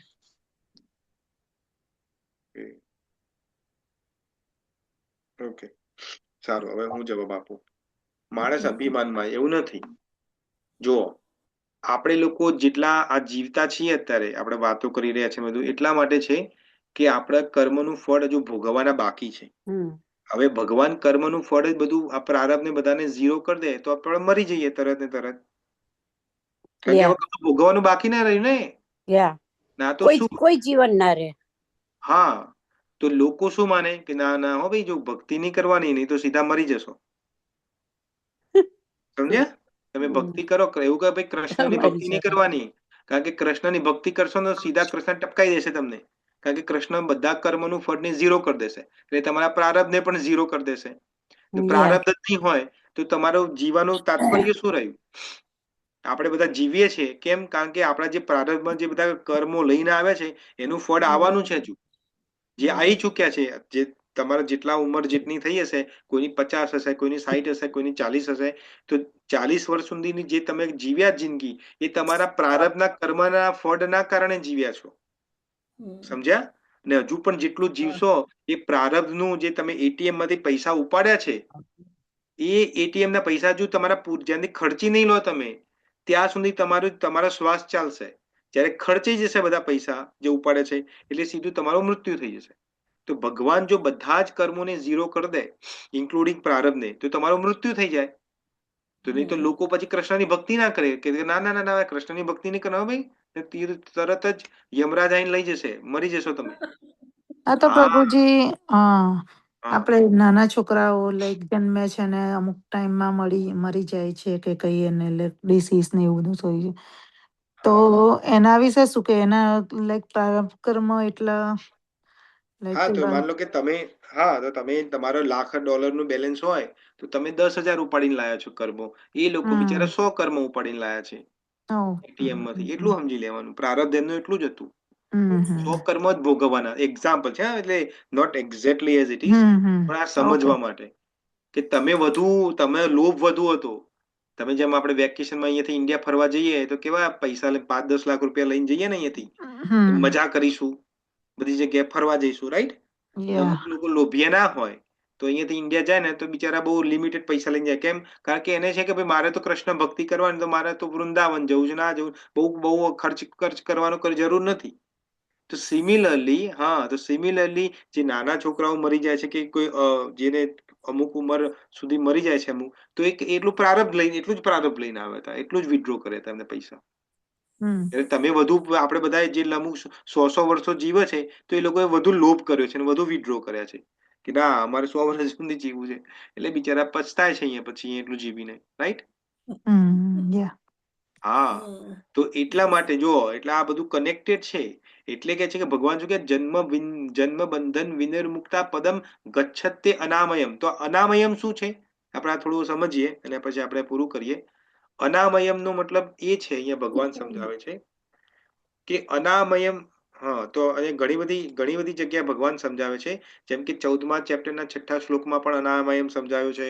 પછી 18મા અધ્યાયના 56મા શ્લોકમાં પણ શાશ્વત અવ્યય પદ સમજાવ્યું છે. ઘણી બધી જગ્યાએ, પણ આપણે ગુજરાતીમાં સ્પષ્ટ સમજીશું, આ બધા ભારે ભારે શબ્દો નહીં સમજીએ. અનામયમ પદને પ્રાપ્ત કરવાનો મતલબ શું છે કે પ્રકૃતિ જે છે, આ 3 મોડ્સ ઓફ મટીરિયલ નેચર, એ કેવી છે? વિકારશીલ છે. વિકારશીલ નો મતલબ શું થાય? વિકાર એટલે શું? ચેન્જ થવું. એ ઓલવેઝ ચેન્જ થાય છે, રાઈટ? પ્રકૃતિ ચેન્જ થાય છે ને? તો પ્રકૃતિ ચેન્જ થાય છે, તો આ શરીર પણ જે છે એ પણ ચેન્જ થાય છે. શરીર એક જેવું તો નથી રહેતું, રાઈટ?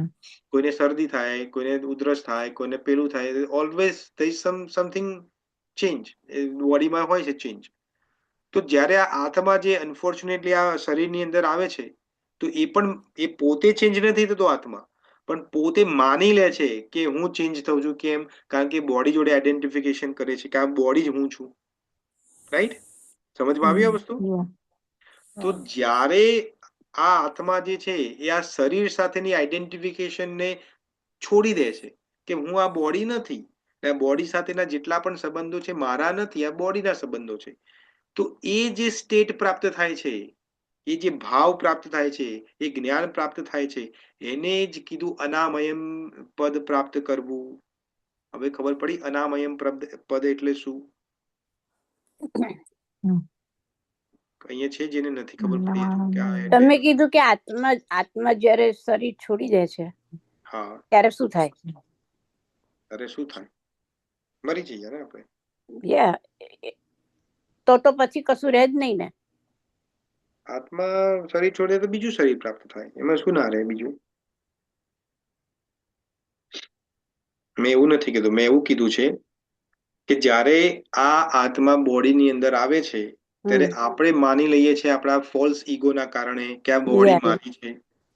જ્યારે માની લઈએ કે બોડી મારી છે, તો બોડીથી જેટલું પણ કનેક્ટેડ છે એ બધી વસ્તુ મારી છે એવું માની લે છે ને આત્મા. મારો પતિ છે, આ મારી પત્ની છે, મારા છોકરા છે, મારું ઘર છે, આ મારી ગાડી છે, આ મારા પૈસા છે, જે પણ હોય, whatever it is, right?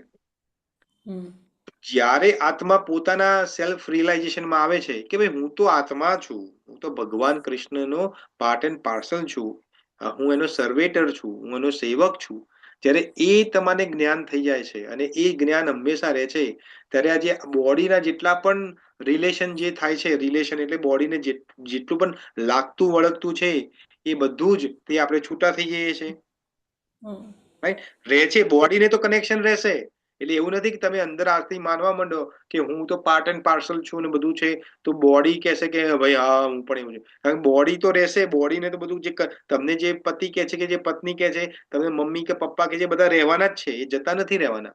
પણ તમારું સ્ટેટ, તમારું જે સ્ટેટનો મતલબ છે તમારું માઇન્ડનું જે ગતિ છે, માઇન્ડની જે શું કહેવાય ને સ્ટેટ બિંગ, જે માઇન્ડ માનસિકતા જે છે, જે શું કહેવાય ને ગુજરાતીમાં આપણે બીજું સમજાવો તો એ બદલાઈ જાય છે તમારું. તો એ જે સ્ટેટ, એ જે અવસ્થા જે છે, એ અવસ્થાને કહ્યું અનામયમ પદ. કારણ કે જ્યારે એ અવસ્થા પ્રાપ્ત થાય છે ત્યારે ભગવાન શું કહે છે, ભગવાન અહીંયા ક્લિયરલી નથી કહેતા પણ આગળના શ્લોકોમાં કહેશે કે એ વ્યક્તિ મારા ધામને પ્રાપ્ત કરે છે. એટલા માટે જો કર્મ, આ ભગવાન કેટલું સુંદર કર્મયોગ સમજાવે છે. કર્મયોગ સમજવો બહુ જ ઈઝી છે, સૌથી ઈઝી કર્મયોગ સમજવો જ છે. જ્ઞાન યોગ તો હજુ બહુ ડિફિકલ્ટ છે અને ભક્તિ યોગ તો સૌથી ઈઝી છે. તો કર્મયોગથી પણ ઈઝી ભક્તિ યોગ છે. તો કર્મયોગમાં બે જ વસ્તુ સમજવાની છે કે કર્મ કરવાનું છે, તો કર્મ કરતી વખતે આપણું સ્ટેટ ઓફ માઇન્ડ શું રાખવાનું છે કે જે બી ભગવાનની ઈચ્છા, હું આ કર્મ કરું છું, હું આ ડુઅર નથી, આઈ એમ નોટ ડુઈંગ ધીસ. આ તો મને મારા પૂર્વજન્મના કારણે, મારા પ્રારબ્ધના કારણે, આ પ્રકૃતિના 3 મોડ્સ ઓફ મટીરિયલ નેચરના કારણે આ કર્મ થઈ રહ્યું છે, હું નથી કરતો. અને જ્યારે કર્મ થાય છે અને જેનું ફળ આવે છે ત્યારે ફળને આપણે રાગ દ્વેષથી નથી જોવાનું, એને છોડી દેવાનું છે. છોડી દેવાનો મતલબ એવું નથી કે હાથથી ફેંકી દેવાનું છે, એને આપણે અંદરથી ટચ નથી કરવાનું, રાગ દ્વેષ ઉત્પન્ન નથી કરવાનું. તો આટલું તમે કરી લેશો તો એ તમે કર્મયોગ કર્યો, અને આ કર્મયોગ થતા થતા તમે એક દિવસે પદમ ગચ્છાત્યમ અનામયમ, તમે સ્ટેટને પ્રાપ્ત કરી જશો. સમજ્યા હવે તમે આ વસ્તુ? ઓકે, તો અહીંયા કોઈને કોઈ ક્વેશ્ચન છે આ શ્લોકમાં કે તમને આ જે સમજમાં કશું ના આવ્યું હોય તો આપણે ડિસ્કસ કરી શકીએ છીએ. બધું ક્લિયર છે? કર્મયોગ કરતા કરતા પછી તમને મુક્તિ મળે, એમ કે તમે એમાંથી આસક્ત જતી રહે, એટલા માટે. કર્મયોગથી એકલી મુક્તિ નથી મળતી, પણ કર્મયોગ એક પહેલું સ્ટેપ છે. કારણ કે હજુ આપણે આગળનો સિલેબસ વાંચ્યું નથી ને, હજુ આપણે ભક્તિ યોગ ઊંધી આવે નથી. એટલે અત્યાર સુધી જે આપણી સમજણ જે છે, પહેલું ચેપ્ટર અને બીજું ચેપ્ટરના 50માં 51મો શ્લોક સુધી જેટલું આપણે જેટલું સમજ્યા છીએ એ પ્રમાણે તમારી થિંકિંગ બરોબર છે કે કર્મયોગ કરવાથી કર્મ નવું ક્રિએટ નથી થતું. કારણ કે પૂર્વના કર્મ તો ભોગવવા પડશે, કારણ કે જો ભક્તિમાં આવે નથી, હજુ સરેન્ડર નથી કર્યું કૃષ્ણને. જ્યારે કૃષ્ણને પ્રોપર સરેન્ડર થઈ જશે ત્યારે કૃષ્ણ તમારા કર્મ પણ લઈ લેશે. પણ જ્યાં સુધી એ ના થાય ત્યાં સુધી તો તમારે કર્મ કરવું જ પડશે. તો કર્મ કરવું પડશે તો કઈ રીતે કરવાનું છે કર્મ? કે એ રીતે કરવાનું છે કે જ્યાંથી કર્મ બંધાય નહીં. કારણ કે બંધાશે તો ફરીથી છોડવું તો પડશે જ તમારે. કાં તો પછી તમારે કૃષ્ણની કે ગુરુની કૃપા હોય તો ના તમે કરો, પણ એ તો બહુ એડવાન્સ સ્ટેજ છે એ, રાઈટ? તો એડવાન્સ સ્ટેજ હજુ આપણે આવ્યા નથી. હજુ તો આપણે એકડ એક બગડ બે તગડ ત્રણ ભણીએ છીએ. તો આપણે એકડ એક બગડ બે અને ત્રગણ ત્રણ બરોબર ભણીએ તો આગળના પછી ગમે તેવા દાખલા આવે એને સોલ્વ કરી લઈશું આપણે. સમજ્યા તમે? તમને કોઈ કહે કે 5 + 3 કેટલા થાય અને તમને ના આવડતું હોય, એને 8 થાય, તો આગળ જે બધા મોટા મોટા દાખલાઓ તમને ભણવામાં આવશે 10મા ધોરણમાં કે 12મા ધોરણમાં, એ કઈ રીતે સોલ્વ કરશો? કારણ કે તમારું બેઝિક હજુ કાચું છે. તો બેઝિકને તમારે આપણે પાકું કરવું. તો બેઝિક શું છે? તો બેઝિક આ કર્મયોગ છે. કર્મયોગ કારણ કે આપણે ડેલી કરીએ છીએ આ કર્મ. એવું નથી કે કોઈ પર્ટિક્યુલર કે જંગલમાં જઈને કરવાનું છે કે અષ્ટાંગ યોગ કે જ્ઞાન યોગ, જેવું નથી. કર્મ યોગ તો આપણે રોજ કરીએ છીએ. તો ભગવાન અહીંયા સમજાય કે કઈ રીતે તું કર્મ કરતો કર્મ તારું આગળના કર્મ બાંધવાનું બંધ થશે. તે મેં તમને સમજાવ્યું, એટલે ભગવાને સમજાવ્યું, હું તો ખાલી એક્સપ્લેન કરું છું તમને. સમજ્યા? છે હજુ કોઈને ક્વેશ્ચન? હજુ તો આપણે આખું 3જું ચેપ્ટર ને આખું 5મું ચેપ્ટર એ કર્મ ઉપર જ છે. એટલે એવું નથી કે આપણે પૂરું કર્યું છે, હજુ તો ચાલુ કર્યું છે. ભગવાન હજુ બહુ ડિટેલમાં સમજાવશે કર્મયોગ. 3જું અને 5મું આપણે ઘણી વખત કહીએ છીએ ને પુરુષાર્થ આગળ પ્રારબ્ધ પાંગળું છે, તો એનો મતલબ શું થાય કે પુરુષાર્થ એટલે કર્મ કરવાનું, એની આગળ પ્રારબ્ધ પણ પાંગળું છે? ના ના ના, એવું ક્યાં, એવું નહીં સમજવાનું. કર્મ કરવાની આગળ કર્મ તો તમારું પ્રારબ્ધ બંધાવે છે. તો કેમ પુરુષાર્થ આગળ પ્રારબ્ધ પાંગળું છે એટલે શું એનો મતલબ શું હા, થાય? તો તમે પુરુષાર્થ અને પ્રારબ્ધમાં તમારી સમજણ શું છે? કોને પુરુષાર્થ કહેવાય ને કોને પ્રારબ્ધ પુરુષાર્થ કહેવાય? એટલે આપણે આપણું કર્મ તો કરવું જ પડે, કર્મ હા, કરવાનું. અને સારા કર્મ કરો તો ઘણી વખત પ્રારબ્ધ પણ બદલી શકાય એવું આઈ થિંક એવું મને લાગે છે. એના માટે બહુ તમારે વિલ પાવર ને બહુ બધું જોઈએ એવું નથી. એના માટે કારણ કે પ્રકૃતિના બધા નિયમો તમે ચેન્જ કરવાની વાત કરો છો. એટલે એ ભક્તિથી જ થાય. એ તમે પુરુષાર્થથી ના થાય. આપણે પુરુષાર્થ એટલે શું સમજ્યા છીએ? જો પુરુષાર્થ નો મતલબ એવું છે કે ભાઈ આપણે જે મહેનત ને કર્મ કરીએ એ ના. પુરુષાર્થ ને એમાં શું ફરક છે તમને સમજાવું. પ્રારબ્ધ અને પુરુષાર્થમાં શું ફરક છે એ સમજાવું.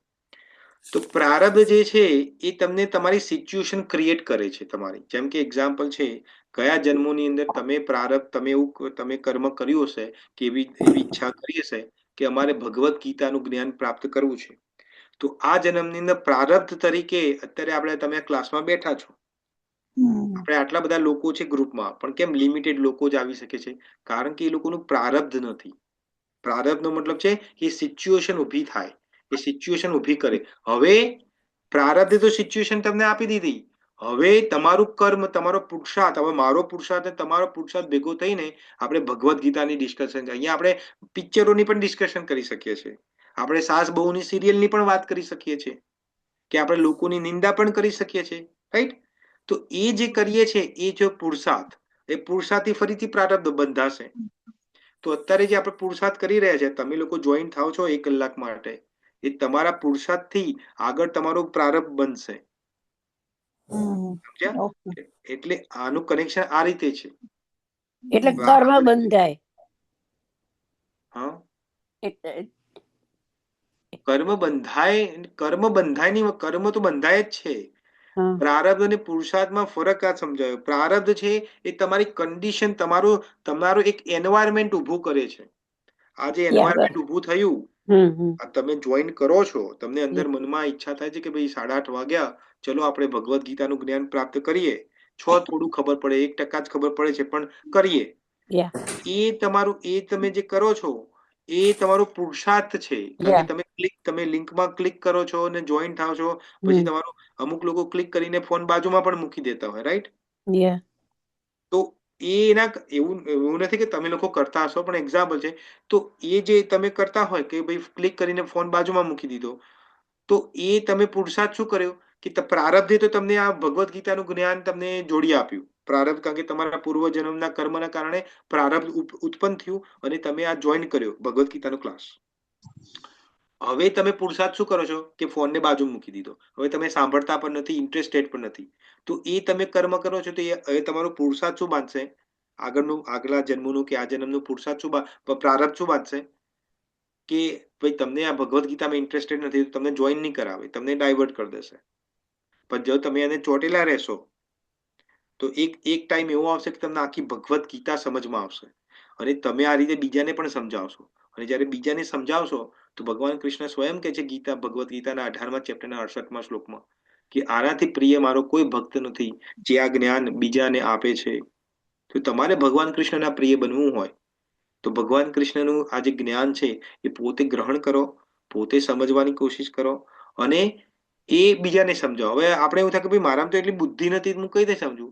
અરે આમાં બુદ્ધિની જરૂર જ નથી. ભગવદ્ ગીતાનું જ્ઞાન જે બુદ્ધિમાન લોકો છે એને સમજમાં નથી આવતું. જેનું ચિત્ત ક્લિયર થાય છે, કોન્શિયસનેસ જેની ક્લિયર છે એને ખબર પડે છે. તો કોન્શિયસનેસ કઈ રીતે ક્લિયર થશે?